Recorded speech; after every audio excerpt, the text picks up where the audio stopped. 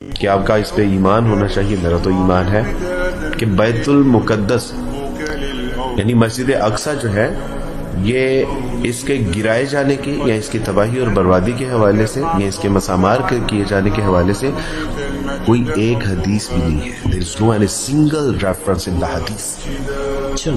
کوئی ایک حدیث بھی نہیں ہے. اور اس سے بھی مزے کی بات یہ ہے کہ اس کے بارے میں تو ہے کہ یہ آباد ہو.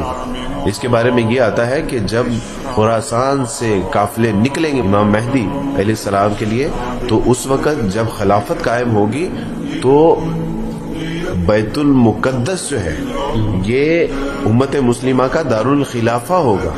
تو آپ تصور کیجئے کہ جب امام مہدی آئیں گے، بلکہ اس سے پہلے بھی جو ریاستیں ہوں گی، اس سے پہلے بھی جو مجاہدین ہوں گے، تو آپ تصور کیجئے کہ جب یہ ایک دوسرے کی مدد کریں گے اور وہاں پہ اسلامی نظام قائم ہوگا تو وہ اس کا دارالخلافہ بنے گا. تو ہاؤ اٹس پاسبل، یہ کیسے ممکن ہے کہ مسجد اقصی، تو مسجد اقصی کو کچھ نہیں ہوگا، آپ بالکل بے فکر رہیں.